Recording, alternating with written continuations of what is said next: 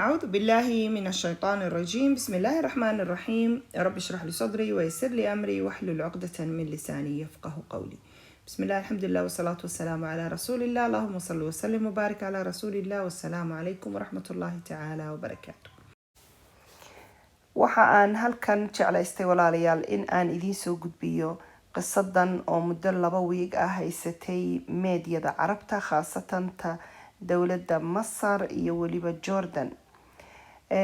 ninkan aa arkaysaan magaciisa waxaa la yiraahdaa Rida al-Kurani. Rida waxa uu jira 43 sanadood.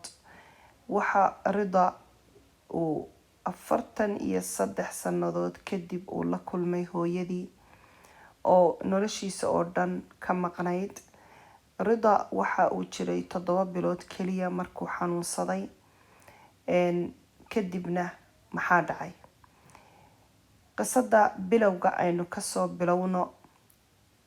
Rida waxa uu kusoo qoray oo waliba eedadii ka caawisay inay ugu soo qorto page ku yaala Facebook oo la yiraahdo al-atfal al-mafquudin, caruurta la waayay.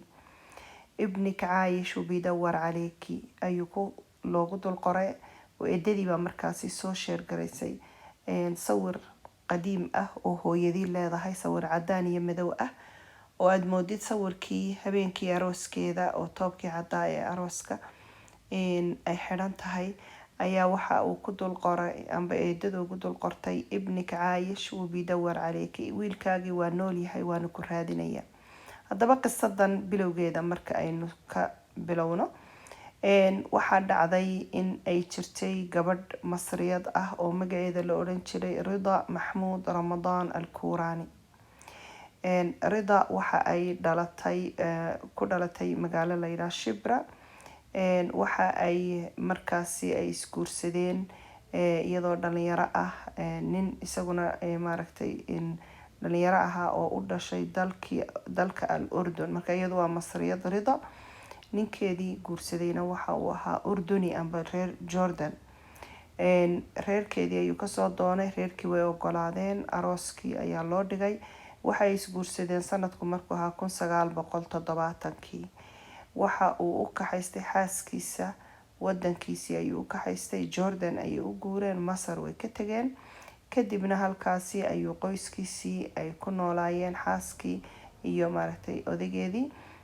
waxaa halkaa ugu dhashay ilmahoodii koowaad bishii November sanadku markuu ahaa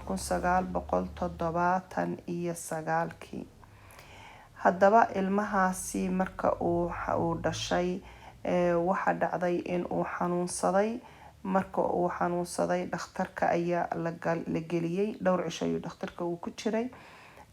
hooyadii iyo aabaha markaa khilaaf ayaa dhex maray oo mashaakil ayay ku dhex jireen oo markaasi ninka wuu jeclaa gabadhiisu inay u joogto inayna iska furin, laakiin iyadu waxay go'aansatay intay iska furto inay wadankeedii hooyo ku noqoto.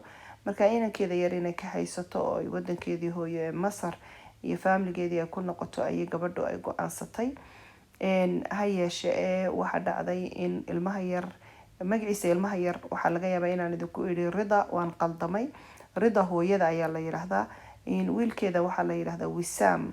marka Wisaam waxaa dhacday in uu xanuunsaday, uu dhakhtar galay iyadoo hooyadii aabo khilaaf xoogan uu dhex maray oo hooyadu ay furiinkii dalbatay. ha yeeshee aabaha ayaa been u sheegay hooyada, wuxuu ku yidhi wiilkaagii wuu geeriyooday, dhakhtarkii ayuu ku dhintay, halkaasa maaragtay laga aasayaa. iyadii way rumaysatay, mays odhan ilmahaagii oo nool ayaa been lagaaga sheegay. waxaa dhacday markaasi inay tiri khalaas meesha maxaa ku yaala, baybigii yaraana haddii uu kaa dhintay, ninkana awalba khilaafaad baa idinka dhexeeyay, way iska furtay, wadankeedii hooye ee Masar ayay ku noqotay. Wisaam aabihii waxa uu is yiri gabadhu hadday kaa tagto ilmaha ayay kaa qaadanin, oo isagu ilmihiisa ayuu rabay in uu reebto. beenta sababtaasi ayuu u sheegay. ha yeeshee Wisaam hooyadii hadalkaas ayay rumaysatay, way iska dhooftay. waxay u dhooftay dalkeedii Masar iyadoon islahayn ilmahaagii oo nool ayaad halkan kaga tagtay Jordan. ha yeeshee ilmihii uu koray, waxa uu la soo koray faamiligii aabihiisa. waxa haysay oo korisay oo koriismihiisa 10 sanadood ee ugu horeysay noloshiisa hooyo u ahayd ayeydii aabo. waxa uu yidhi aada umaan dareemi jirin inaan bilaa hooyo ahay, sababtoo ah ayeydey aabo ayaa aada iyo aada ii jeclayd oo si fiican iisoo korisay. isla mar ahaanta aabihii gabadh kale ayuu guursaday, caruur kale ayuu dhalay. wuxuu yidhi way jeclayd, ana waan jeclaa xaaska aabahay, sidoo kale walaalahay aniguna waan jeclaa, iyaguna way jeclaayeen. ha yeeshee markii 10 sano aan soo gaadhay ayaa ayeydey aabo ay geeriyootay. markii ayeydey aabo geeriyootay ayuun baan dareemay inaan bilaa hooyo ahay. xilligaasay igu soo dhacday inaan hooyaday bilaabay inaan wareysto oo aan hooyaday raadiyo. ha yeeshee isaga aabihii wuxuu ku yidhi hooyadaa way dhimatay. hooyadana wuxuu ku yidhi inankaagii wuu dhintay. inankana markii uu soo koray ee de hooyadii wareystay, waxa uu aabuhu ku yidhi hooyadaa way dhimatay. haddana wuxuu yidhi maan ku qanacsanayn oo waxa aan jeclaan jiray in aan hooyaday wareysto oo aan raadiyo. laakiin wuxuu yidhi markaas ilmo yar oo 10 jir ayaan ahaa, awood badan maan haysan, meelo maan u dhoofi karahayn, wax badan maan qabsan karahayn. ha yeeshee wuxuu yidhi 20 sano ka hor ayaan mar imi Masar oo aan hooyaday wareystay.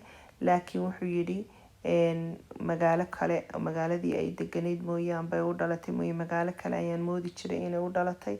meelo kala duwan baan ka raadiyay, xitaa looyar baan qabsaday oo dad baan maaragtay lacag ku siinaya inay ii raadiyaan hooyaday, laakiin way ii suurtageli weyday. muddo gaabanna meesha waan joogay, kadib waan iskaga tegay aniga oo weli hooyaday la kulmin. waa 20 sanadood ka hor. maantana waxa uu jiraa 43 sano, ambase 43 sano ayay kala maqan yihiin. markaasi waxaa dhacday isaguna de isagoo bilo yar jira ayay hooyadii ay ka tagtay oo aabihii ku yidhi wiilkaagii ayaa geeriyooday. marka 43 sanadood waa inta uu isaguba jiro. kadib waxaa dhacday in ay beri dhaweyto ay bil amba 2 bilood ka hor waxaa soo booqatay eedadiisa ayaa guriga walaalkeed soo booqatay, markaa guriga aabihiisa. markaa eedadii markuu la kulmay waxa uu yidhi eedadaasi waxay ahayd eedada eedooyinkayga dumarka ugu weyn, waxaanay ahayd eedo maaragtay aabahay xidhiidh dhow ay leeyihiin oo aan mar dambe ogaaday buu yidhi inay hayso sawiradii hooyaday iyo welibana warqadii meherka aabahay iyo hooyaday ay isku qabeen. kadibna wuxuu yidhi waan wareystay, waxaan ku yidhi eedo ma haysaa waraaqahaas? waxay igu tiri haya waan hayaa, gurigaygii bay yaalaan. marka waxa uu yidhi waxaan rabaa hooyaday inaan raadiyo, mega caawin kartaa? waxay ku tiri haa waan ku caawin doonaa.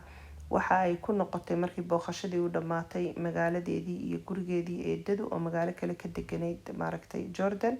kadibna waxay tiri arrinkii inankii walaalkay dhalay maan iloobin, waraaqihii ayaan dib uga raadiyay maaragtay meherkii, warqadii meherka ee wiilka Wisaam hooyadii iyo aabihii ay isku guursadeen iyo sawiro qadiim ah oo hooyadii ay leedahay. kadib waxaan arkay Facebooka iyada oo dadkoodii loogu helay page Facebooka ku yaala oo la yiraahdo al-atfaal al-mafquudiin, caruurta la waayo. kiibaan waxay tiri dad gabdho Masriyiin ah eedadii oo aan xiriir la leeyahay aan saaxiib lahaa baan la xiriiray. waxaan ka codsaday inay Facebooka ii geliyaan. waxay eedadu ku dul qortay markaasi sawirka hooyada ibnika Caayish, ilmahaagii wuu noolyahay, wiilkaagii wuu noolyahay, wuu bidawar caleyki, waanu ku raadinaya. kadib dhowr cisho kadib waxaa lasoo xiriiray nin Ashraf la yiraahdo al-Koorani oo markaasi ka dhashay familigan Rida al-Koorani, waa hooyada Wisaam. ninkii ayaa maaragtay wareystay, iyadiina ay wareysatay eedadii. waxay ogaatay markaasi in uu qaraabo dhow yihiin oo maaragtay ilmaadeer ay yihiin. Rida oo ah Wisaam hooyadii gabadhii la raadinayay. kadibna halkaasi ayay wiilkeedii ay walaalkeed dhalay ee xidhiidhka abtigiisan ay siisay. sidaasi ayaa la isku wareystay, waa la ballamay. diyaarad ayuu soo qaatay Wisaam isagoo oo kusoo wajahan Qaahira, caasimada dalka Masar. waa halkaas ayay airportka u taagnayd hooyadii. sawirkana arkaysaan xilligaas ayaa la galay airportka markii ay hooyadii kaga hor imanaysay. runtii farxad badan ayaa ka muuqata.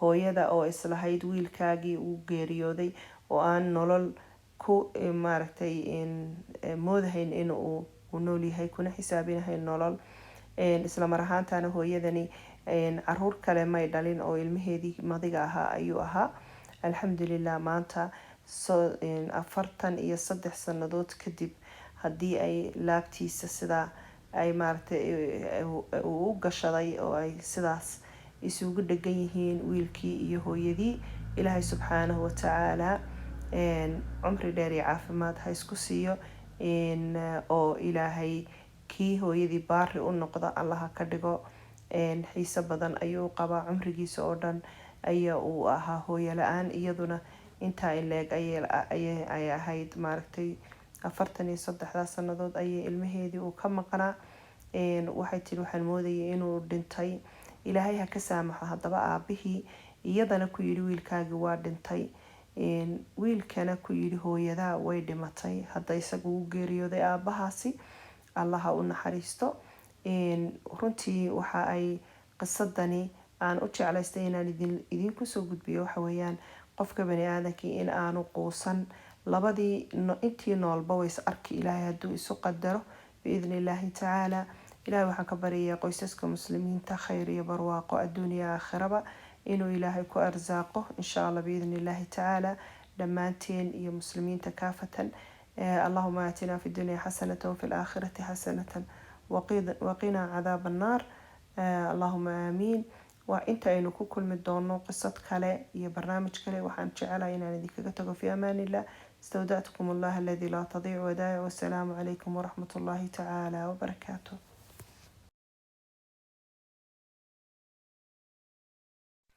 ma jeceshahay ilmahaagu fursadda ugu fiican ee tacliinta inuu helo haddii aad degan tahay dalka ingiriiska haddii aad degan tahay dalalka kale ee luqadda ingiriisiga ah lagu hadlo waxna lagu barto haddii aad degan tahay dalka hooyo qaab online ah ayuu iskuulkani ku shaqeeyaa oo caruurta wax ku bara adiga oo gurigaaga jooga amba ilmahaaga oo gurigiisa jooga ayaa wax lagu barayaa iskuulkan magaciisa waxaa la yidhahdaa Key Stage Learning waa iskuul qaab online wax ku bara Englishka mathska iyo waliba science-ka iyo maadadaha kale ilmahaagu uga baahan yahay in laga caawiyaba si uu ugu keeno dhibcaha ugu sareeya iskuulka oo uu future fiican iyo mustaqbal fiican u helo ma sha Allah iskuulkaas la soo xidhiidh macallin Cabdirasaaq iyo Key Stage Learning oo London ku yaala telefoonkiisa iyo adresskiisana shaashada ayaa ka arkaysaan